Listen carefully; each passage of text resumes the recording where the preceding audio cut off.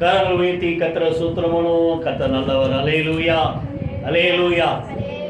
ஒரு 2-3 வாரமாகவே கிட்டத்தட்ட ஒரு மாதம் கூட சொல்லலாம், ஏன் இருதயத்தில் பைபிள் படிக்கும் போதெல்லாம் ஆண்டவர் ஒரு சத்தியத்தை பேசிக்கிட்டே இருந்தார். புரியுதா? அது ஆக்சுவலாக 3 விஷயம் இருக்குது, ஆனால் 3 பார்த்தா ரொம்ப நேரம் ஆகும். ஒரே ஒரு சத்தியத்தை இன்றைக்கி நம்ம பார்க்க போகிறோம். புரியுதா? அதுதான் இன்றைக்கி படித்த அந்த எபேசியர் 1ஆம் அதிகாரம் வச்சுங்க. அதில் இந்த கார்டெல்லாம் எடுத்து வச்சுங்க, கரெக்டாக வச்சா ஈஸியாக பார்க்க முடியும். எபேசியர் 1ஆம் அதிகாரம் 3ஆம் வசனம். எபேசியர் 1ஆம் அதிகாரம் 3ஆம் வசனம் வாசிங்க. நம்முடைய கர்த்தராகிய இயேசு கிறிஸ்துவின்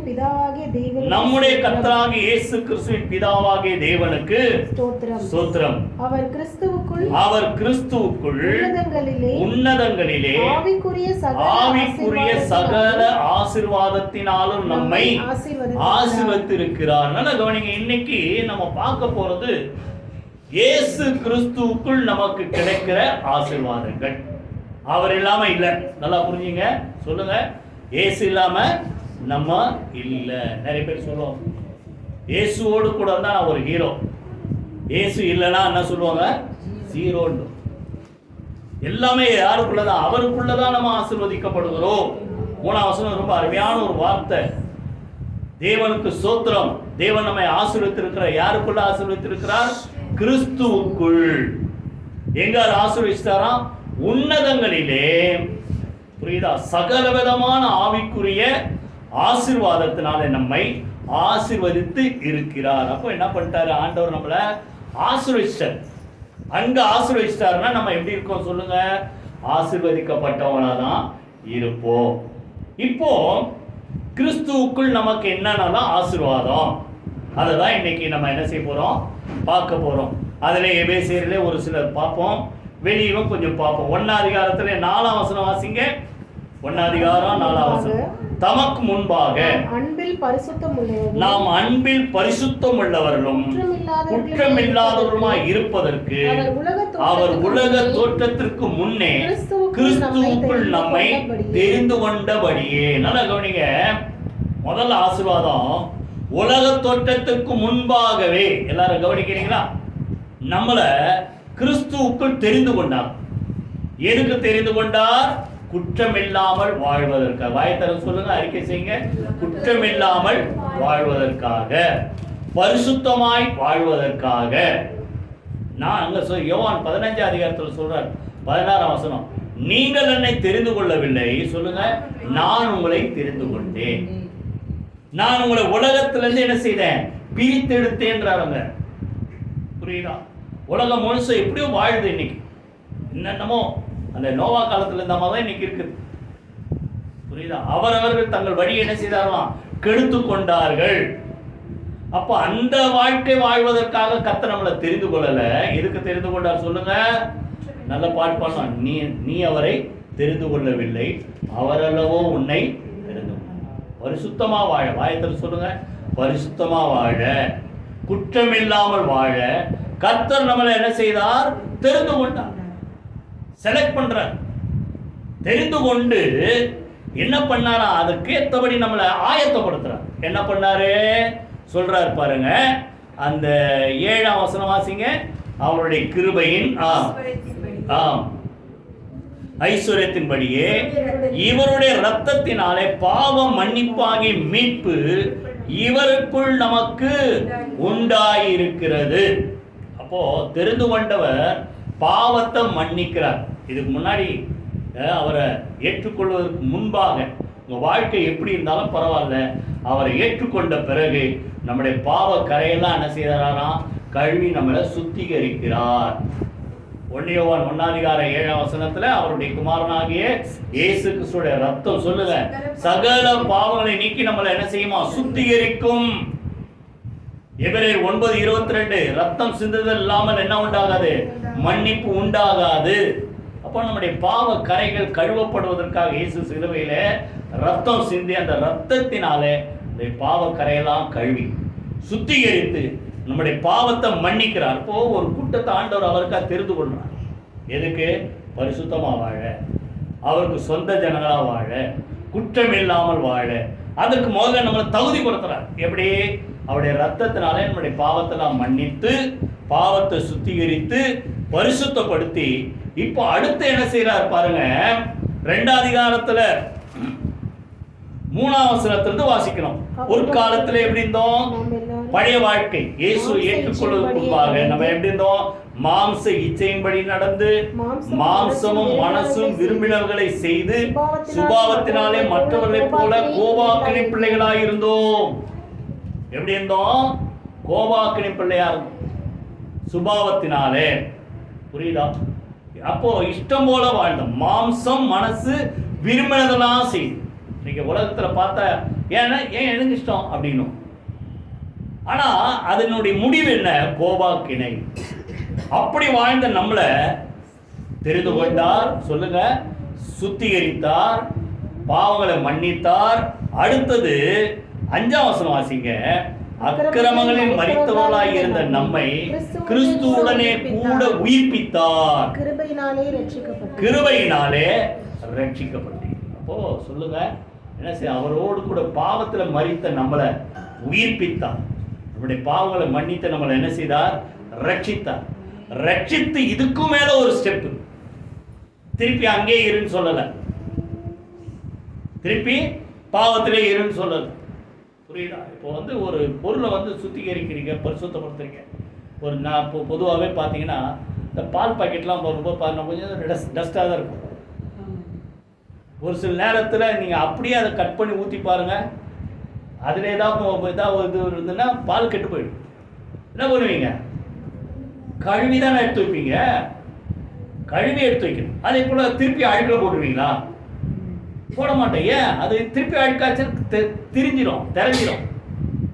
அப்போ ஒரு பாலுக்கே எப்படி இருந்தா ஆண்டவர் நம்மளை தெரிந்து கொண்டார், சுத்திகரித்தார், பாவத்தை மன்னித்தார், பரிசுத்தப்படுத்தினார். ரோமர் 6ஆம் அதிகாரத்தில் கிறிஸ்துவுக்குள்ளாக நீங்கள் ஞானஸ்நானம் பெற்றீர்கள்.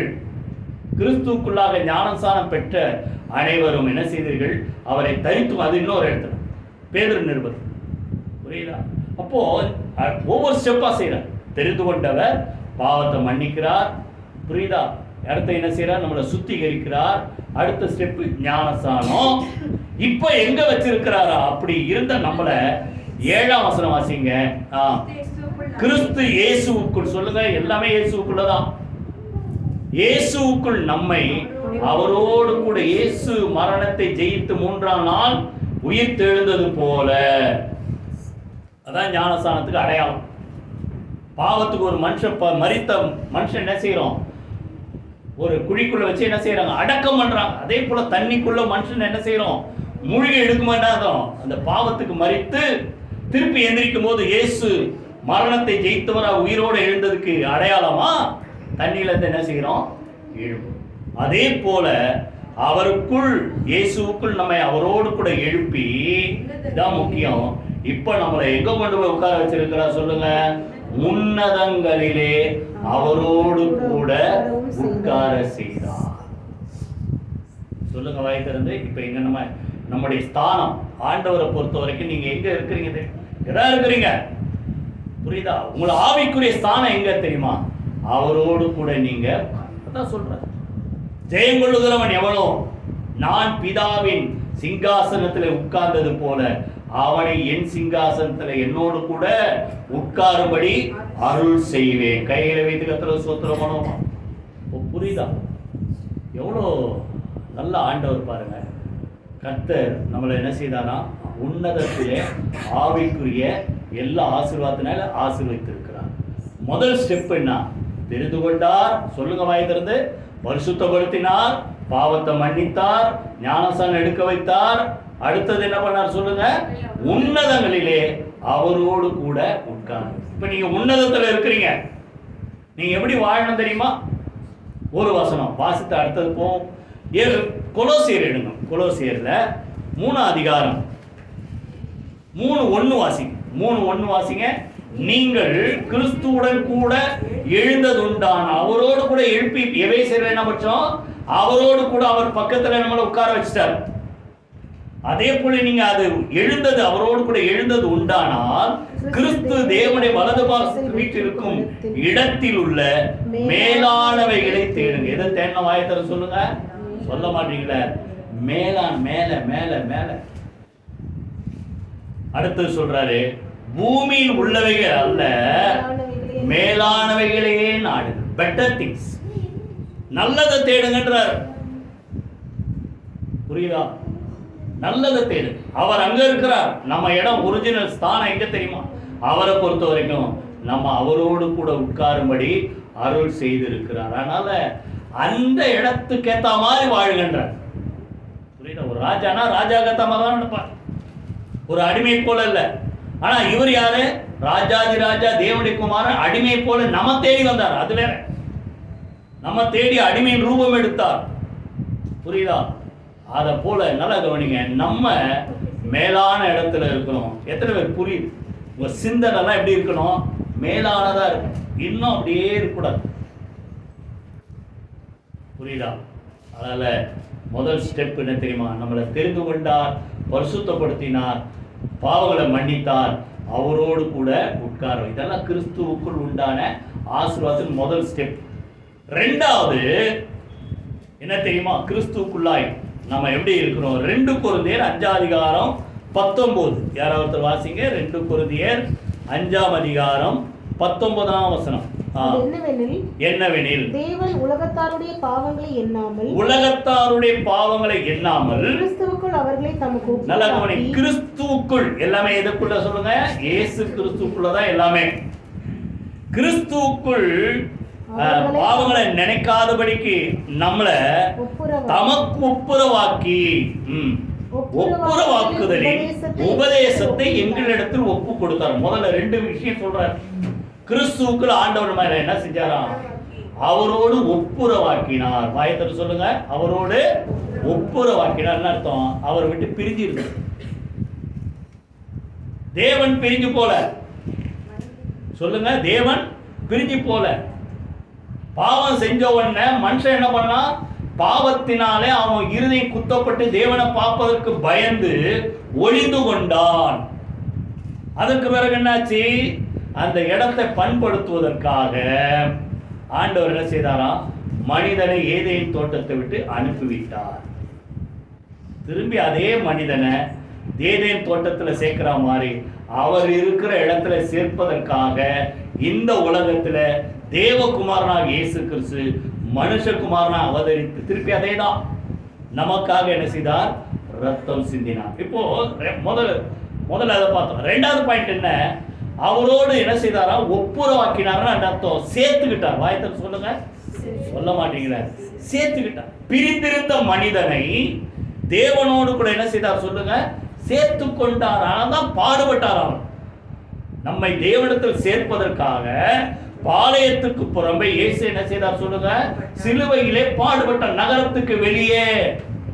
புரியுதா? அங்க இயேசு நமக்காக என்ன செய்தார்? சொல்லுங்க, பாடுபட்டார். எதுக்கு? நம்மளை யாரோட சேர்ப்பதற்கு? தேவனோடு சேர்ப்பதற்காக பாடுபட்டார். அதான் அந்த ஒப்புரவாக்குதல்.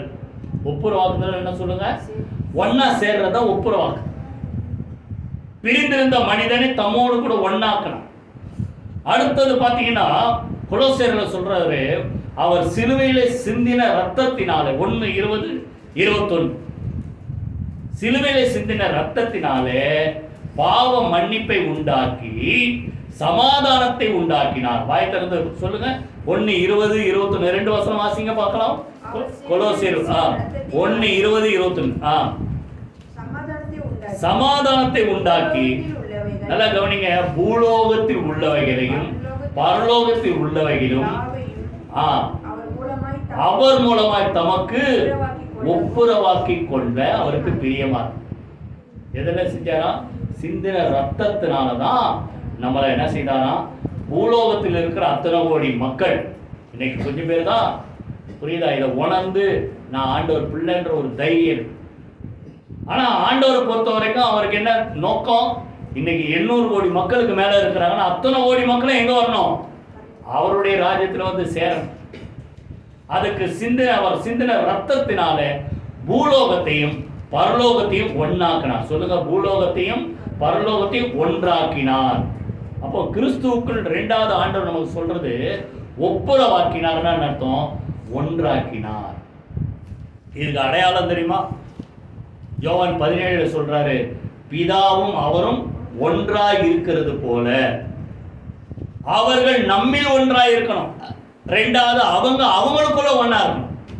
எத்தனை பேர் புரியுது? நம்மளை அவரோடு கூட ஒண்ணாக்கினார்.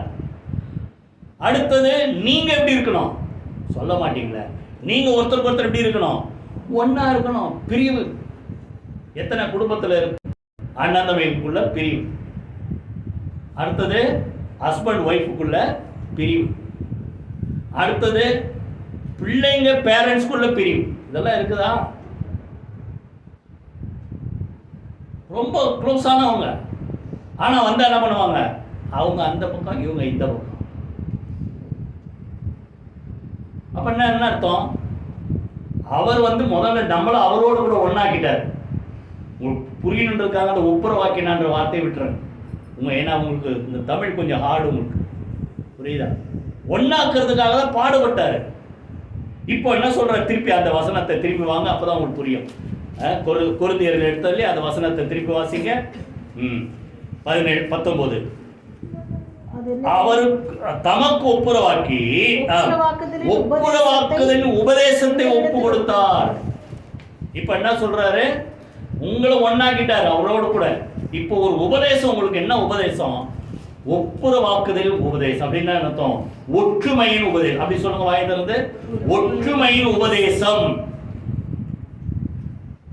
நம்ம ஊர்ல ஒரு பழமொழி சொல்லுவோம், ஊர் ரெண்டு பட்டா யாரும் கொண்டாட்டமா? கூத்தாடிக்கு கொண்டாட்டம். அது என்ன தெரியல. அப்படின்னா அர்த்தம், உங்க குடும்பத்துல நீங்க ஒண்ணா தான் நீங்க உங்களுக்கு சந்தோஷம், நல்லது. நீங்க பிரிஞ்சா எதிரிக்கு தான் கொண்டாட்டம். சொல்றது கரெக்டா புரியும். சின்ன வயசுல 1ஆம் கிளாஸ் 2ஆம் கிளாஸ் தெரியும், ஞாபகம் இருக்கும். படம் போட்டு ஒரு கதை வரும். நீங்களாம் படிச்சிருக்கீங்களா? அத ஒரு சிங்கம் வரும், 4 மாடு இருக்கும். 4 மாடு சேர்ந்து என்ன பண்ணும்? முட்டி தள்ளி சிங்கத்தை விரட்டிடும். படிக்கலையே நீங்களா? நான் படிச்சதை சொல்றேன். 4 மாடு சேர்ந்து சிங்கத்தை விரட்டிடும். ஒன்னா சேர்ந்து குத்தம்னா ஓடிடும். இந்த நரி ஒன்று இருக்குது பாருங்க, அது போய் சிங்கத்துக்கிட்ட ஒரு ஐடியா கொடுக்கும். உன்னால அது சாப்பிட முடியல, ஏன்னா சிங்கம் சாப்பிட்டுன்னா மீதி கொஞ்சம் தான் நான் சாப்பிடல, நரிக்கதான்.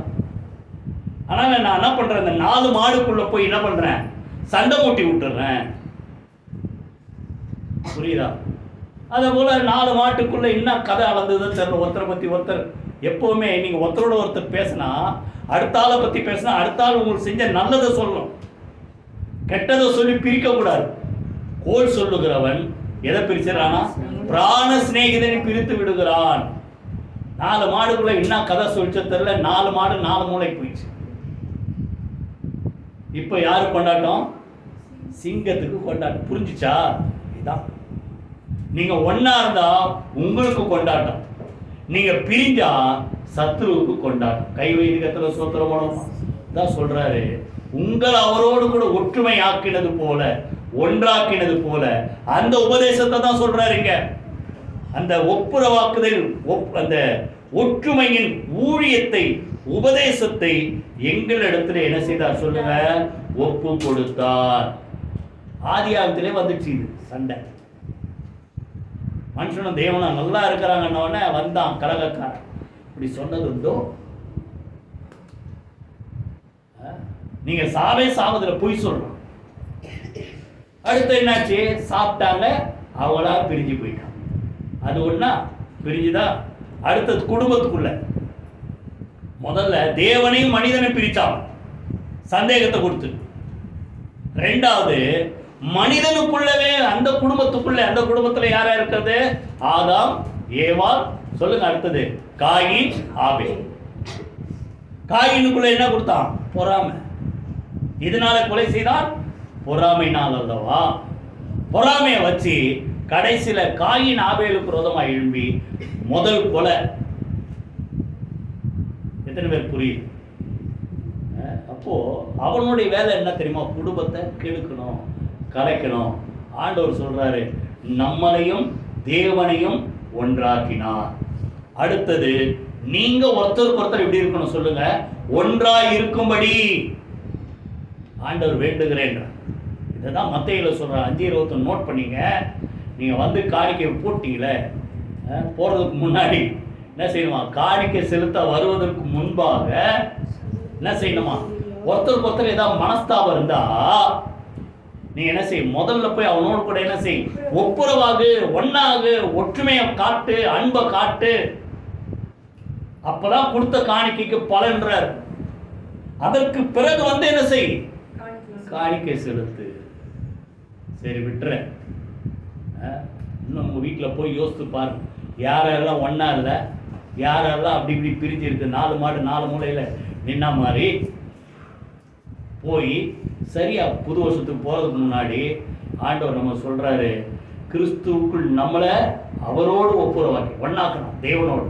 2வது, உங்களை ஒருத்தருக்கு ஒருத்தர் என்ன செய்கிறாரோ சொல்லுங்க, ஒற்றுமையாக்கினார். கைகளை வைத்து கர்த்தரை ஸ்தோத்திரம் பண்ணுவோமா? 3வது, கிறிஸ்துவுக்குள் நமக்கு என்ன தெரியுமா? 2 கொரிந்தியர் 2:14 2 கொரிந்தியர் 2:14 கிறிஸ்துவுக்குள் வாசிக்க. அந்த வார்த்தை மறக்காது, எல்லாமே எதுக்குள்ளதான்? அவருக்குள்ளதான். கிறிஸ்துவுக்குள் எப்பொழுதும் எங்களை வெற்றி சிறக்க பண்ணி எல்லா இடங்களிலேயும் எங்களை கொண்டு அவரை அறிகிற அறிவின் வாசனையை வெளிப்படுத்துகிற தேவனுக்கு ஷார்ட்டா சொன்னா, இயேசு கிறிஸ்துவுக்குள் நமக்கு ஜெயம் கொடுக்கிற தேவன். வாயத்தோட சொல்லுங்க, நமக்கு இயேசு கிறிஸ்துவுக்குள் ஜெயம் கொடுக்கிற தேவன். சில ரதங்களை குறித்தும் குதிரை வீரர்களை குறித்து என்ன செய்வாங்க? மேன்மை பாராட்டுவாங்க. ஆனாங்க அதல்ல, நாங்களோ எங்கள் தேவனாகிய கர்த்தருடைய நாமத்தை, அந்த நாமம் என்ன சொல்லுங்க? இயேசு என்கிற நாமம். அதை குறித்தே மேன்மை பாராட்டுவோம். அவர்கள் முறிந்து விழுந்தார்கள், நாங்களோ சொல்லுங்க எழுந்து நிமிர்ந்து நிற்கிறோம். இவருடைய நாமத்தினாலே நமக்கு ஜெயம். நம்முடைய கர்த்தராகிய இயேசு கிறிஸ்துவினாலே சொல்லுங்க, 1 கொரிந்தியர் 15:57 நமக்கு ஜெயம் கொடுக்கிற தேவனுக்கு ஸ்தோத்திரம். கிறிஸ்துவுக்குள் நமக்கு என்ன உண்டு சொல்லுங்க? வாயை திறக்க மாட்டேன் சொல்லுங்களேன், நல்லா சொல்லுங்களேன், ஜெயம். வாயை சொல்லுங்களேன், ஜெயம் உண்டு. இந்த விஷயம் பார்த்தீங்கன்னா எப்பொழுதும் 2வது எல்லா எப்பவுமே ஜெயிப்போம். வாயை திறக்க சொல்லுங்க, எப்பவுமே ஜெயிப்போம். 2வது எல்லா இடத்துலையும் ஜெயிப்போம். இதுலலாம் இப்போ இந்த ஜியாகிரபி சேனல் இதெல்லாம் பார்ப்பீங்க. அதில் பார்த்தீங்கன்னா முதல்ல காட்டுவோம் ஒரு யானை வச்சுக்க. யானை நல்லா பலசாலி வச்சுக்கணும். யானை வந்து பலசாலி. அது என்ன பண்ணும்? திடீர்னு அது கரையோட தண்ணி குடிக்க வரும்போது என்ன பண்ணும்? முதல்ல வந்து என்ன செய்யும்? காலை கவிக்கும். கவிட்டு தரையில் தண்ணிக்குள்ளே இழுக்க பார்க்கும். யானை என்ன பண்ணும்? முதலைய கரையில் இழுக்க பார்க்கும். ஏன்? யானைக்கு எங்க பலம்? கரையில தான் யானைக்கு பலம். முதலைக்கு எங்க பலம்? தண்ணிக்குள்ளதான் பலம். புரியுதா? அப்போ இதுக்கு அங்கதான் பலம், அதுக்கு அங்கதான் பலம். ஆனா ஆண்டவரை நம்பி இருக்கிற தேவ ஜனங்களுக்கு சொல்லுங்க, எல்லா வயதரும் சொல்லுங்க, எல்லா இடங்களிலேயும் எப்பொழுதும் நமக்கு ஜெயம் உண்டு. ஷார்ட்டா சொன்னா, உலகத்தில் இருப்பவனை காட்டிலும் உங்களுக்குள் இருக்கிறவர் பெரியவர். ஆகையினாலே நீங்கள் தேவனால் உண்டாயிருந்த அவர்கள் என்ன செய்தீங்க? ஜெயிச்சிங்க. 1 யோவான் 4:4 1 யோவான் 5:4 தெரியுமா? தேவனால் பிறப்பதெல்லாம் சொல்லுங்க உலகத்தை ஜெயிக்கும். நம்முடைய விசுவாசமே உலகத்தை ஜெயிக்கிற ஜெயம். இயேசு எனக்குள்ள இருக்கிறார், நான் தான் ஜெயிப்பேன். ஒருவேளை உங்களோட பெரிய ஒரு பலசாலியா இருந்தா கூட பயப்படாதீங்க. நீங்க ஆண்டவருக்குள்ள இருக்கணும், அவர் உங்களுக்குள்ள இருந்தா நீங்க தான் நிச்சயமா ஜெயிப்பீங்க. கைவேதி கர்த்தரை ஸ்தோத்திரம் பண்ணுவோம். 3வது சொல்லுங்க, கிறிஸ்துவுக்குள் சொல்லுங்க. வாயத்திறந்து எங்கேயும் எப்போது. வாயத்திறந்து சொல்ல மாட்டீங்களா? எங்கேயும் எப்போதும் கிறிஸ்துவுக்குள் எனக்கு ஜெயம் உண்டு. 4வது கிறிஸ்துவுக்குள் 2 கொரிந்தியர் 1:20 2 கொரிந்தியர் 1:20 வாசி. மகிமை உண்டாகும்படி தேவனுடைய வாக்குத்தத்தங்கள் எல்லாம், நல்ல கவனி, தேவனுக்கு மகிமை உண்டாகும்படி தேவனுடைய வாக்குத்தத்தங்கள் எல்லாம் இயேசு கிறிஸ்துவுக்குள் ஆம் என்றும் அவருக்குள் ஆமென் என்றும் இருக்கிறது. இப்போ தேவன் இந்த உலகத்துல நமக்காக எழுதி கொடுத்த ஒரு வேதம் நம்ம கையில இருக்கு. எத்தனை பேர் கையில வச்சிருக்கீங்க? பைபிள் வச்சிருக்கீங்களா? உங்களதான் பார்த்து கேட்குறேன். பைபிள் எடுத்துட்டு வா. இந்த பைபிள்ல எத்தனை வாக்குத்தத்தம், இந்த எல்லா வாக்குத்தத்தங்களும் நமக்கு எப்போ சொந்தமாகுதான்? யார் மூலமா?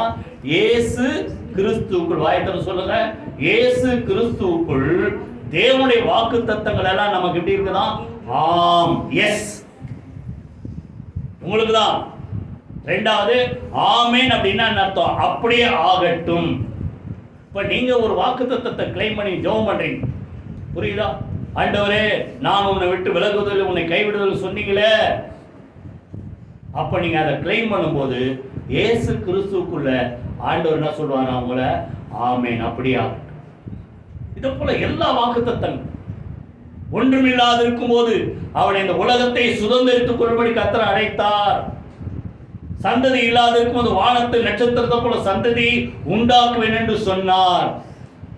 அந்த வாக்குத்தத்தம். அப்ப அது ஆபிரகாமுக்கு மாத்திரம் இல்ல. இப்போ வாசிங்க, அப்படியே வச்சுக்கிட்டு கலாத்தியர் 3ஆம் அதிகாரம் 14-16 2 வசனம் வாசிங்க, அப்பதான் புரியும். கலாத்தியர் 3ஆம் அதிகாரம் 14.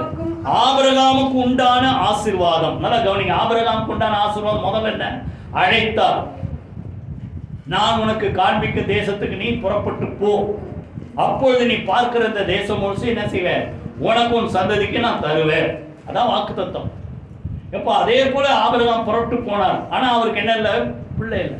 கடைசியில 75 வயசுல அழைத்த ஆபிரகாம் 100 வயசுல பிள்ளை பிறந்து, அந்த வாக்குத்தத்தம் பண்ணப்பட்ட சந்ததி ஆபிரகாம் மூலமா உண்டாச்சு.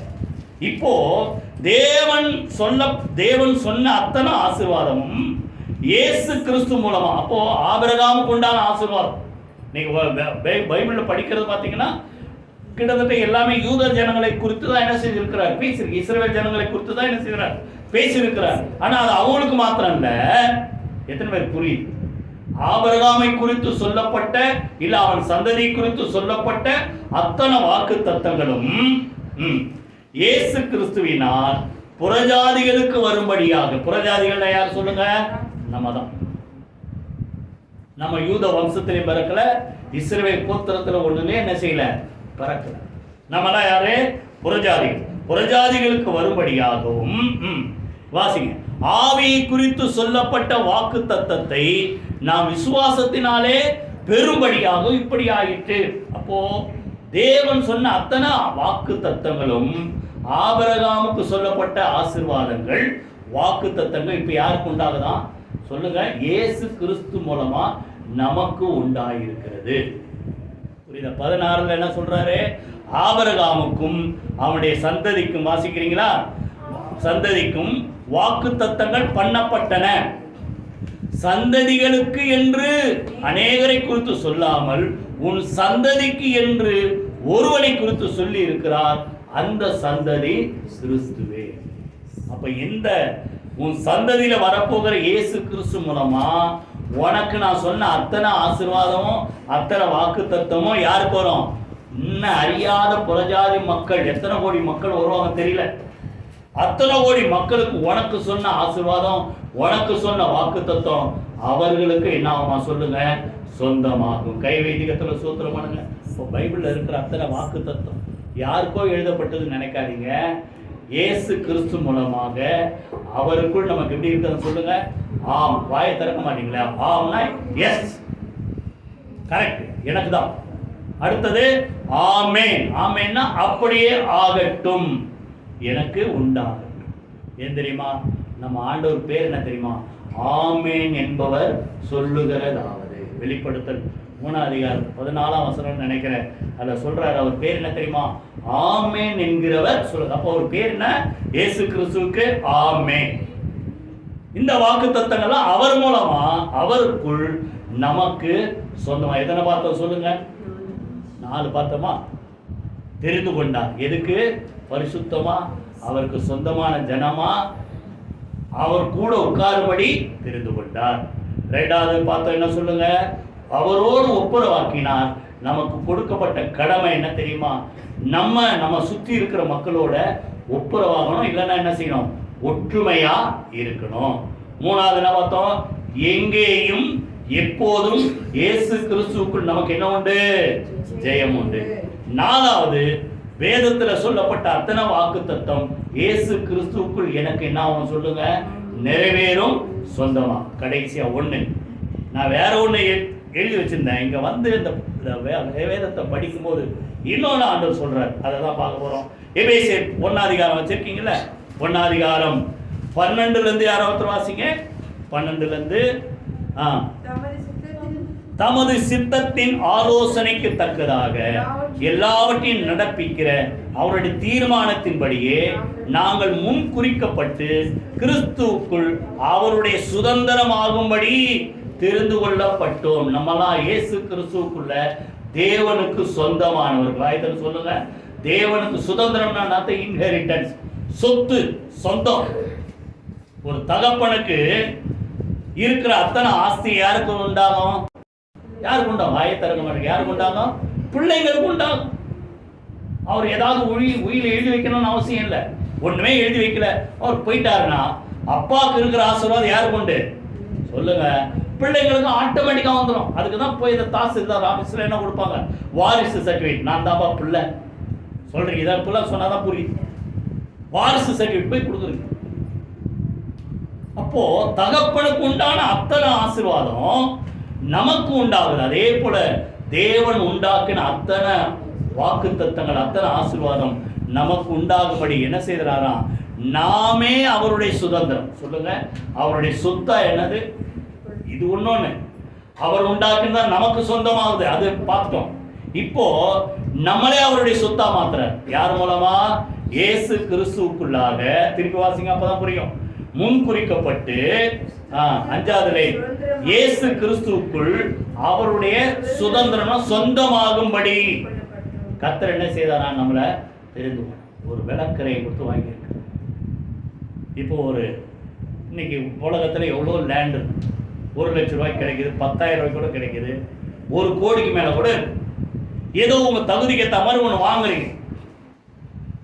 ஓனரை பார்த்து இதை எனக்கு கொடுத்துருப்பா அப்படின்னா பணம் வாங்கிட்டு சும்மா விட்டுருவீங்களா? என்ன பண்ணுவீங்க? அடுத்து என்னமா பண்ணுவீங்க? பணம் கொடுத்ததுக்கு அப்புறம் என்ன பண்ணுவீங்க? எனக்கு என்ன பண்ண, எழுதி கொடு. இப்போதான் விவரமா சொல்றீங்க, எழுதி கொடு. சரி, எழுதி கொடுத்துட்டாரு, அப்படியே வச்சுக்கிங்களா? என்ன பண்ணுவீங்க? ரிஜிஸ்டர் ஆஃபீஸ் போயிட்டு அவர் எழுதி கொடுத்த அந்த டாக்குமெண்ட்டை என்ன பண்ணுவாங்க? ரிஜிஸ்டர் ஆஃபீஸில் சீல் பண்ணணும், முத்திரை போடணும். அப்போதான் ரிஜிஸ்டர் ஆஃபீஸில் இந்த லேண்ட் இது வரைக்கும், நேற்று வரைக்கும் ஒரு டேட் இருந்தா நேற்று வரைக்கும் அவருக்கு சொந்தம், இன்னைக்கு யாருக்கு சொந்தம்? இப்போ இது வரைக்கும் நம்ம எங்கெங்கயோ என்னென்னமோ பண்ணி எதுக்கோ சொந்தமா இருந்தோம். ஆனா அவருடைய ரத்தத்தால் நம்ம கழுவப்பட்ட பிறகு இன்னையிலிருந்து நம்ம யாருக்கு சொந்தம் சொல்லுங்க? தேவனுக்கு சொந்தம் என்று சொல்லி, புரியுதா? ஒரு சொத்தை ரிஜிஸ்டர் ஆபீஸ்ல சொந்தம் சொல்லி சீல் பண்ற மாதிரி. இப்ப அடுத்த வாசிங்க. அவருக்குள் நீங்களும் உங்கள் ரட்சிப்பின் சுவிசேஷத்தை, சத்திய வசனத்தை கேட்டு விசுவாசிகள் ஆனபோது வாக்குத்தத்தம் பண்ணப்பட்ட பரிசுத்த ஆவியால் அவருக்குள் முத்திரை போடப்படும். ஒரு ரிஜிஸ்டர் ஆபீஸ்ல போய் சீல் பண்ற மாதிரி நம்ம அவருக்கு சொந்தம்ட்டு நம்ம மேல என்ன பண்ணார்? அந்த டாக்குமெண்ட்ல முத்திரா மாதிரி நம்மள என்ன பண்ணிருக்கிறா சொல்லுங்க? சீல். இதை இன்னொரு வகையில சொன்னா, அதே கொலோசையர்ல ஒரு வார்த்தை இருக்குது, நீங்கள் உங்கள் ஜீவன் கிறிஸ்துவுக்குள் தேவனுக்குள் என்ன செய்திருக்கிறதா? மறைந்து இருக்கிறது. கையில வைத்து கர்த்தரை ஸ்தோத்திரம் பண்ணணும். புரியுதா? அப்ப நம்மளாம் யாருக்கு சொந்தம் சொல்லுங்க? தேவனுக்கு சொந்தமானதை என்ன பண்ணுவாரு? நான் ஏற்கனவே சொல்லிட்டேன், ஏதாவது விட்டு வட்டீங்கன்னு என்ன பண்ணுவீங்க? தேடி போய் எடுத்துட்டு வருவீங்க. இப்போ அடுத்த வசனம் 14 வாசிங்க. அவருக்கு சொந்தமானவர்கள் அவருடைய மகிமைக்கு புகழ்ச்சியாக மீட்கப்படுவார்கள் என்பதற்கு ஆவியானவர் நம்முடைய சுதந்திரத்தின், சொல்லுங்க, நம்முடைய சுதந்திரத்தின் அச்சாரமாய் இருக்கிறார். புரியுதா? அப்போ அச்சாரம்னா என்ன அர்த்தம்? Advance payment. ஒரு திருப்பி அதுக்கே வரும். 1 கோடி ரூபாய் ஒரு லேண்டுன்னா 1 கோடி மொத்தம் கொடுத்துட மாட்டீங்கல்ல, அட்வான்ஸ் மாதிரி கொடுப்பீங்க. கொடுத்து டாக்குமெண்ட்லாம் வாங்கி பார்த்து சரி பண்ணி அதெல்லாம் கரெக்டாக இருக்குதுன்னு ஒன்று முழுசாக கொடுப்பீங்க. இதே போல் நம்மளை என்ன பண்ணிட்டாராம்? பரிசுத்த ஆவியினால நம்மளை முத்திரை போட்டு நீ எனக்கு சொந்தம்ட்டு ஆண்டவர் செலக்ட் பண்ணி வச்சிருக்கிறார். ஒரு நாள் வரப்போகிறார், மொத்தமா நம்மளை என்ன செய்வார், சொந்தமாக, அவருக்கு சொந்தமாக அவரோடு கூட என்ன செய்வார் சொல்லுங்க, எடுத்துக்கொள்வார். கையில வைத்து கர்த்தருக்கு ஸ்தோத்திரம். சொந்தமானவர்கள் என்ன செய்வார்கள் சொல்லுங்க, மீட்கப்படுவார். வாயை திறக்க மாட்டீங்களா? சொந்தமானவர்கள் மீட்கப்படுவார். இதுதான் தெசலோனிக்கேயர்ல சொல்றார். புரியுதா? கிறிஸ்துவோடு கூட நாம் சேர்க்கப்படும் நாள். வாயை திறந்து சொல்லுங்க, கிறிஸ்துவோடு கூட நாம் சேர்க்கப்படும் நாள். சொந்தமானது இங்க விட்டு போயிட மாட்டார். அவர் இருக்கிற இடத்துல அவரோடு கூட நம்மளை கொண்டு போய் சேர்ப்பதற்காக மறுபடியுமாக இயேசு இந்த உலகத்துக்கு என்ன செய்வாரா சொல்லுங்க, வரப்போகிறார். எத்தனை பார்த்து சொல்லுங்க, 5. முதல்ல நம்மளை தெரிந்து கொண்டார், எங்க உட்கார வச்சார், அவருடைய இடத்துல. 2வது சொல்லுங்க, அவரோடு ஒன்னாக்கினார். நமக்கு என்ன உபதேசத்தை கொடுக்கிறாரு, ஒன்னா இருங்க. வாயை திறக்க மாட்டீங்க சொல்லுங்க, ஒன்னா இருங்க, ஒத்துமையா இருங்கன்ற சொல்லுங்க உபதேசத்தை. எங்க அம்மா இறந்த உடனே ஒரு விஷயம் சொல்றேன். எல்லா பேர பிள்ளைங்களும் கூப்பிட்டு ஒரு போட்டி வச்சோம். பாட்டி அடிக்கடி சொல்ற ஒரு வார்த்தை என்ன அப்படின்ட்டு, அடுத்த வருஷம் ஒரு வருஷம் அந்த மெமோரியல் டே, பாட்டி அடிக்கடி சொல்ற வார்த்தை என்ன அப்படின்ன உடனே நிறைய பேர் சொன்ன வார்த்தை என்ன தெரியுமா, ஒத்துமையா இருங்கம்மா. அவர் சாகும்போது என்ன சொல்லிட்டு போயிருக்காங்க, எப்படி இருக்கு, வாயை திறக்க மாட்டேங்க, எப்படி இருக்க, ஒத்துமையா இருக்கு. இதை தான் ஆண்டவரும் சொல்லிட்டு போயிருக்க. நீ எப்படி இருக்கணும் சொல்லுங்க, அவரோடு ஒன்னா இருங்க, உங்களுக்குள்ள எப்படி இருங்க, ஒன்னா இருங்க. அந்த ஒன்னஸை கெடுக்கிறதுக்கு சாத்தான் முயற்சித்தா, நீங்க 2 பேரும் சேர்ந்து ஜெபம் பண்ணி அவனை தோற்கணும். இன்னைக்கு என்ன நடக்குது, அவனுக்கு அடிமையாகி இவங்க பிரிஞ்சு போறாங்க. புரியுதா? ஒன்னா இருங்க. 3வது என்ன பார்த்தோம் சொல்லுங்க, எப்பொழுதும் எங்கேயும் வெற்றி உண்டு. 4வது வாக்கு தத்தங்கள் எல்லாம் அவர் மூலமா நமக்கு சொந்தமாகுது, ஆமீன் என்று இருக்கிறது. 5வது சொல்லுங்க, நாமே அவருக்கு சொந்தமாக அவருக்குள் நம்மளை தெரிந்து கொண்டார், நம்மை கொண்டு போய் அவருடைய ராஜ்யத்துல சேர்ப்பார். எழுதுறது கர்த்தரை ஸ்தோத்திரம் பண்ணி ஜெபம் பண்ணி முடிப்போம். ஆண்டவரே உமக்கு நன்றி செலுத்துறோம். எல்லா கர்த்தரை ஸ்தோத்திரம் பண்ணுங்க. எழுந்து நின்று 5 காரியம் பார்த்தோம். 5ல எது உங்க வாழ்க்கையில இல்லையோ சொல்லுங்க, ஆண்டவரே நாங்க இந்த காரியத்தை எங்களுக்கு தாங்க சொல்லுங்க. அவரால் தெரிந்து கொள்ளப்பட்டோம், அவர் இருக்கிற இடத்துல நம்மளை உட்கார வை. 2வது அவரோடு ஒன்னாக்கினார், அவருடைய ரத்தத்தினால நீங்க ஒருத்தருக்கு ஒருத்தர் ஒன்றாய் இருக்கும்படி நமக்கு உபதேசம் பண்ணுகிறார். 3வது சொல்லுங்க, எங்கேயும் எப்போதும் அவருக்குள்ளே நமக்கு ஜெயம் உண்டு. 4வது இந்த வேதத்துல இருக்கிற அத்தனை ஆயிரக்கணக்கான வாக்குத்தத்தங்கள் இந்த இயேசு கிறிஸ்து மூலமா நமக்கு சொந்தமாகிறது. 5வது நம்மளை சொந்தமாய் தெரிந்து கொண்டவர், அவருக்குள் நம்முடைய சுதந்திரமாய் அவருடைய சுதந்திரமாய் நாம் இருக்கிறபடினா நம்மளை சேர்த்துக் கொள்வதற்காக மறுபடியும் இயேசு வரப்போகிறார். கைகளை வைத்து கர்த்தரை ஸ்தோத்திரம் பண்ணுவோமா. நன்றி தகப்பனே, கிறிஸ்துவுக்குள் சொல்லப்பட்ட அத்தனை ஆவிக்குரிய ஆசீர்வாதங்களுக்காக நாங்கள் நன்றி செலுத்துறோம். கிறிஸ்துவுக்குள் எங்களை தெரிந்து கொண்டீர், கிறிஸ்துவுக்குள் எங்களை எழுப்பினீர், கிறிஸ்துவுக்குள் எங்களை உம்மோடு கூட சிங்காசனத்தில் உட்காரும்படி அருள் செய்தீர். அதுக்காக நன்றி செலுத்துறோம். ஆண்டவரே, கிறிஸ்துவுக்குள்ளாக தேவனோடு கூட எங்களை ஒன்றாக்கி வைத்திருக்கிறீர்.